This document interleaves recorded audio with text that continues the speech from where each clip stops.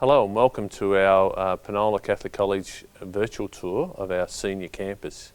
For those of you who don't know me, I'm Chris Caldew, I'm the principal, and it's my great pleasure to welcome you here. And what we're going to do is just talk a little bit about the school, and then from there we'll have show you around some of our facilities. So first and foremost, Penola Catholic College was established in 1995. It was the amalgamation of three schools: Sancta Sophia, which was a 7 to 10 all-girls school run at Glenroy and by the Sisters of Charity.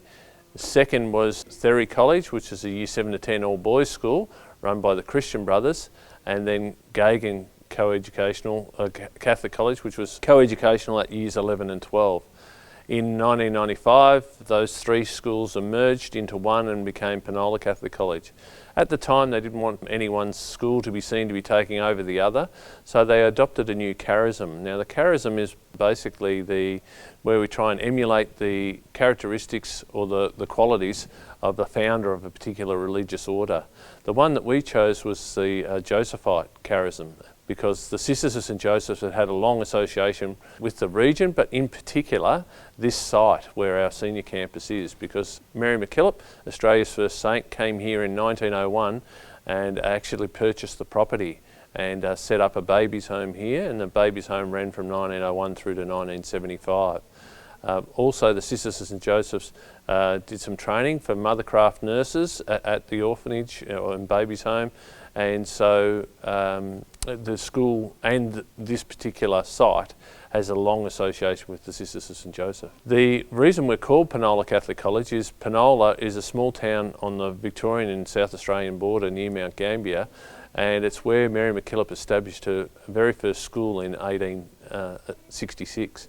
And so to recognise the Josephite charism and the Josephite nature of our school, they named it Penola Catholic College. We are a dual campus school, so we've got a Year 7 and 8 campus, which is situated at 35 William Street at Glenroy. We have about 570 students there currently, and on our senior campus we have approximately 910 students, and that's years 9 to 12. We are a Catholic school and we make no excuses for that. What that means for your son or daughter is essentially three things. First of all, they'll be involved in religious education classes the entire time they're with us. So that's year 7 all the way through to year 12. Secondly, they'll be involved in retreat programs. The retreat programs are one-day programs where we give students the opportunity to explore their own faith and hopefully an opportunity to strengthen their faith experience. And so the third is the fact that we are a Catholic school, and so we celebrate through a number of different rituals. And so as an example, we have a beginning of year mass, we have an end of year mass, we have a feast day mass to celebrate. We have Ash Wednesday liturgies and a whole range of other things that celebrate our Catholic tradition. About 78% of our students are Catholic, so obviously there's 22% that aren't, and there's no necessity to be, but all we ask is that you're respectful of our Catholic traditions. And in the main, all of our students and families are, and students engage really well with this, and you can see that in the reverence that they show at our masses throughout the year. So here at Penola, our day starts at 8:35, and we have a 15-minute homeroom. The homeroom teacher will teach the student for at least one class, and often more than one class. And the 15 minutes is just an opportunity to catch up with their homeroom teacher, just from a pastoral point of view, to see whether there's anything that's happened overnight or over the weekend. Secondly, the students begin with prayer at the start of the day, and also go through any notices and changes that might happen in terms of the school curriculum. So 8:35 to 8:50 is homeroom. Then we have two 50-minute periods from 8:50 through to about 10:40, and then recess, which runs for around about 25 minutes, two 50-minute periods, and then lunch, which runs for around about 50 minutes, and then two 50-minute periods, and they finish at 3:10 at the end of the day. In terms of getting to and from school, students make their own way here. So here on the senior campus, we have about 500 students that access the Broadmeadows train station, and so out our back gate, they go underneath Camp Road, and then about 100 metres further on is the Broadmeadows train station, and they go everywhere from there. And then the other 410 students would leave out of our front gate, and essentially what they're doing is either accessing PTV buses, getting picked up by their parents, walking or riding. The only other thing that I'd like to mention at this stage is just our teaching and learning. So we have our intranet is called, we call it My Panola, and essentially what happens is that the students have access to their timetable. If they click on their timetable, it'll take them through to their class page. On their class page, it'll have all the resources that they need in order to be able to complete that particular subject. It has instructions from teachers and a whole range of other links and interactive features that enhance the students' learning. One of the great things from a parent perspective is that you get your own login as well. So that gives you updates on how you're tracking with fees, but also things like you can see your child's timetable. You get continuous online reporting. So when your son or daughter completes a task, there'll be a comment, a grade and a comment that's placed on My Panola, just giving you some feedback about how they've performed. Generally, the comment will contain how they've gone in that particular subject, an area for improvement, and things that they need to focus on into the future. My Panola also allows for communication with parents, and so you can readily communicate with your son or daughter's teachers and other people within the school. One of the really good features of the program is that it enables you to keep track of when work is due, and you get notifications if your son or daughter hasn't submitted the work. So one of the things that my children are a little bit older now, so 25 and 23, but one of the things was my son in particular, who's a 23-year-old, when I used to go to parent-teacher interviews at my son's school, I used to say, I'd always come home every day and I'd say to Matt, have you got any homework? No, I haven't got any homework, or I've done it all. And then I'd go along to parent-teacher interviews and I'd say, how's he going? Look, he's a lovely kid, mixes well with the others, but he just doesn't do any homework. And I used to say to them, well, that's because he doesn't have any. Every time I ask him, he's never got any homework. So this way, with My Panola, I would have been able to track exactly what homework he had, when tasks were due, and assist him in terms of his own organisation. There's lots more information that I could give you, but I'll probably begin our tour now. Thanks. Okay, we're standing here in front of two beautiful buildings. The first on my left is Kerr's Land, and so it was built by the Kerr family in 1875 as part of what was then a 10,000 acre property. Broadmeadows was considered a rural area in those times, and so it was a big station, 10,000 acre station, and the Kerr family built it.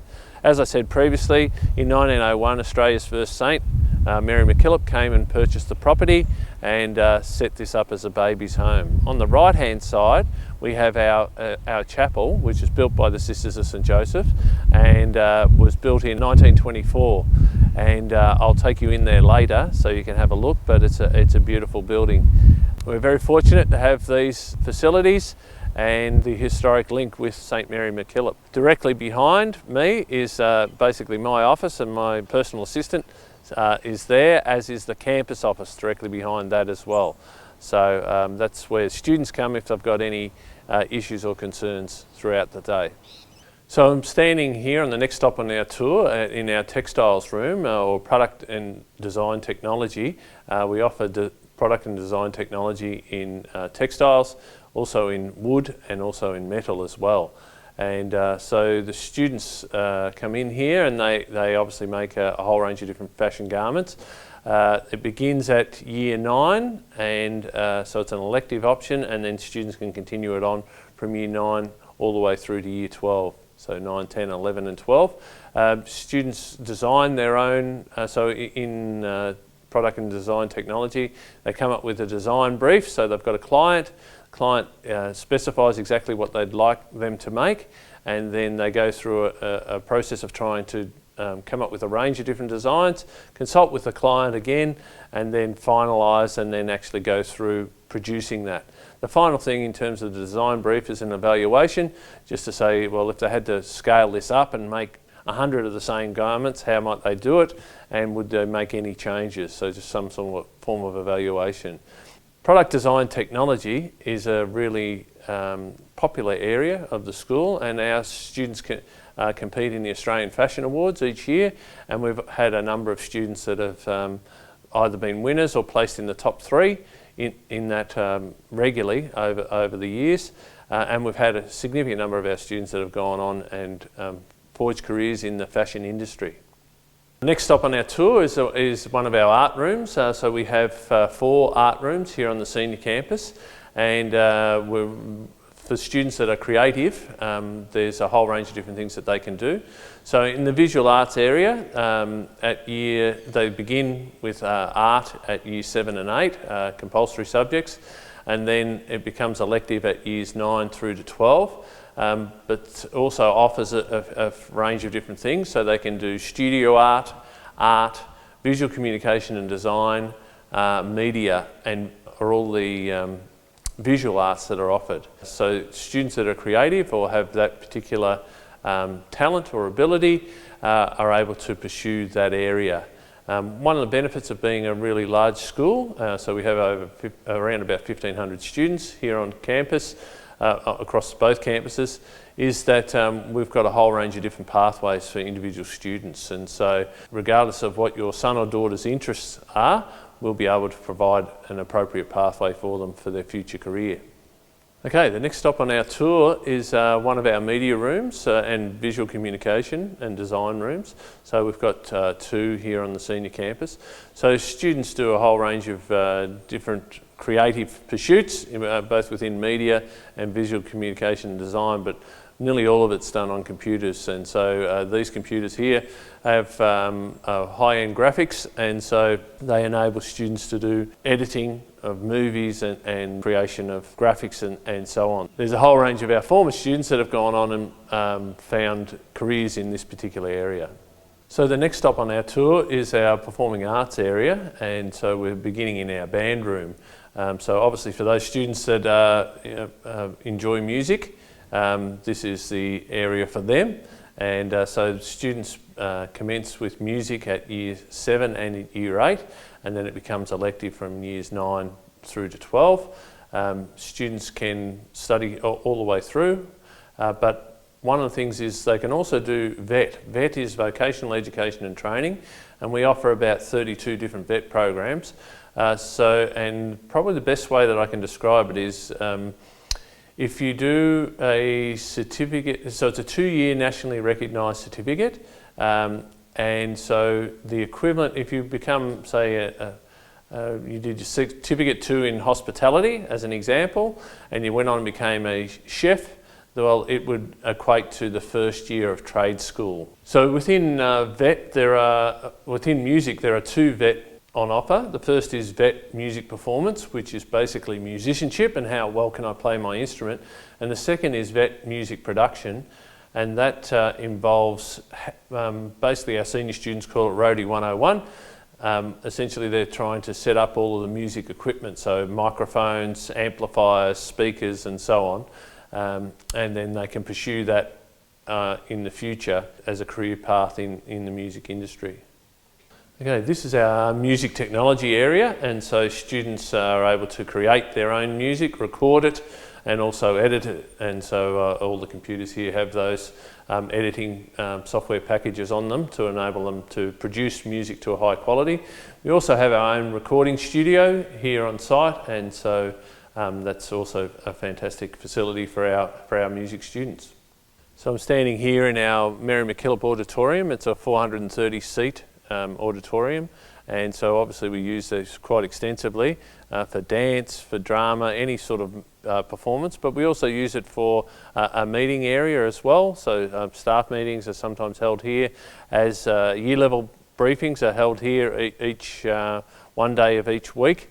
So not only do we offer drama, so drama is compulsory at years 7 and 8, but then becomes elective at years 9 to 12, but they can also do theatre studies but at VCE, and they also have the opportunity to do dance. Dance is introduced at year 9, and so they can follow dance all the way through as well. So this is a stage area here, and so this is where students get to perform. It's also, we have an extensive co-curricular program, and so students each year perform a production and so that's from year 7 all the way through to year 12 for those students that are into performing and particularly acting and singing and dancing. This gives them a great opportunity to showcase their talents. So the next stop on our tour is our vet hairdressing and makeup studio, and so as I said before, vet is vocational education and training. In hair and makeup, so with the hairdressing they do a 1 year certificate course, and with makeup it's a 1 year certificate course, and obviously it allows those students to get an experience of industry, and they do a work placement as well based around that. And hopefully it sets them up for the future if that's their particular career path. This is part of our $1.8 million trade training centre that was built in and opened in 2016. Okay, the next stop in our tour is in our Vet Electrotechnology room, and we also use this for VCE systems and engineering classes as well. Essentially it's for electronics or for creating robotic type of projects so that they can utilise it for a particular client. So one of the best examples that comes to mind is one of our Year 12 students 2 years ago created a motorised wheelbarrow for his father. His father was a plumber, and he said part of the difficulty was that when the wheelbarrow was full, was trying to get the momentum going on it, and so he created an electric motor that allowed that wheelbarrow to be self-propelled. And so that was a really great project. So you can see behind me, it's an exhaust system that allows students to solder and to take away any fumes that they might have when they are soldering, and that helps them to complete their circuit boards and so on. And it's an integrated part of this particular room. Okay, I'm standing here in front of our northern oval, and over to the right you'll see our back gate, and go underneath Camp Road and access the Broadmeadows train station. The northern oval is used predominantly for AFL football, but in our co-curricular program we offer 19 different sports, and we're involved in the Sports Association of Co-Educational Catholic Secondary Schools, or SACS, and so students get an opportunity to participate in about 19 different sports. And so if sport's your thing, there's plenty of things on offer. We also offer a vet sport and recreation program and a vet outdoor recreation program as well as part of it. Physical education is obviously compulsory all the way through from year 7 through to year 10, and then becomes elective at years 11 and 12. And at year 11 and 12 you can do physical education, outdoor and environmental studies, health and human development as part of that area. So this is the last of our rooms in our trade training centre, and it's for vet engineering. Essentially vet engineering is sort of metal fabrication. So you can see directly behind me we've got a range of different welding booths there, and so you've also got some, there's metal lathes, a whole range of drill presses and a whole range of specialised equipment to enable students to construct their own projects based around metal. These students are looking to go on and potentially become either fitters and turners or work in the metal fabrication industry. So the next stop on our tour is the McCormick Center. It's named after Sister Irene McCormick, a sister of St. Joseph, who was killed in Peru by terrorists, and so we put this, this building was opened in 2014, and the naming of the building we actually opened up to students, and students did a bit of research, and one of our future college captains, Stavro Morogi, actually entered the name of McCormick. So our Year 9s are all situated here, and they complete all of their classes here unless they go out to specialist areas. And so they'll do things like English and mathematics, humanities classes, and religious education classes, all in this building, but might go out for technology or visual arts, performing arts, health and physical education, and so on. So the next stop on our tour is the Tennyson Woods building. It's been named after Father Julian Tennyson Woods, who was co-founder of the Sisters of St. Joseph's along with Mary MacKillop.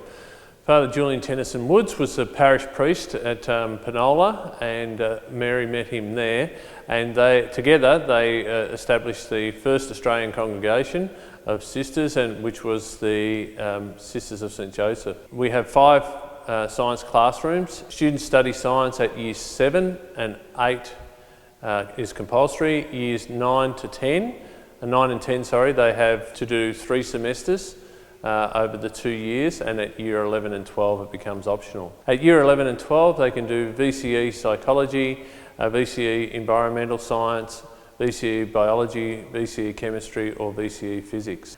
We offer 57 different VCE subjects and 32 different vet programs, so there's plenty of choice on offer for the students here at Penola. And also to my left you'll see the interactive screen. They're situated in all of our classrooms. Essentially they're just like a giant iPad that's situated on the wall. Students and staff can project onto the screen, but it's also interactive, it's touch sensitive, so students can interact with the screen as well, and that provides a great deal of learning for our students here at Penola. Okay, the next stop on our tour is our chapel, and we're really fortunate to have a chapel here at Penola Catholic College. As I said at the beginning, it was established in 1924 and built by the Sisters of St Joseph. Unfortunately, it's not large enough to fit the whole school in, nor actually a year level as well, but we conduct class masses in here, and we can probably fit all of the staff here, so that's probably around 220 that can get into the chapel. And obviously it's a really significant place for us, and symbolises part of what we're trying to do in terms of enriching the students' faith. We acknowledge that the parents are the first educators in their students' faith, and we also acknowledge that people from different faith traditions will join our community as well, and we'd hope that they just strengthen their own faith. So the next stop on our tour is our Assembly and Sports Hall. So this is our gym where health and physical education classes are held, but it's also a place where we conduct our school assemblies. So we open up the doors that you can see directly behind me and place down chairs for students and staff. In total we can generally seat about 1,750 students in total here. And as you can see, the seats behind me is where the Year 8s sit when we have those whole school functions. It's also where we conduct our whole school masses as well. The next stop on our tour is our Southern Oval, and so this is predominantly where the soccer is played, but also hockey as well. As you can see, we've got great facilities here. We've got about 28 acres in total, so there's quite a bit of space for students up here on the senior campus. And as I said before, our sporting program, there's plenty of opportunities for students to pursue individual sports but also team sports as well. So the next stop on our tour is our vet hospitality kitchen, and so students, as I discussed before, a vet is vocational education and training. It's a 2-year nationally recognised certificate. So students that complete vet hospitality actually have the opportunity to go on and become apprentice chefs. And if they do that, then they've done the first year of their trade school. This is also offered for food technology, so food is compulsory at year 7 and 8 and then becomes elective from years 9 to 12.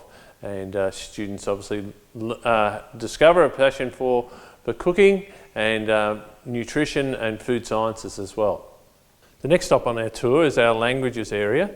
So there are 3 languages that we offer, French, Italian and Japanese. At Year 7, students get the choice. They do 2 out of the 3, so they might choose French and Japanese as an example. I'll do 1 semester of French, 1 semester of Japanese.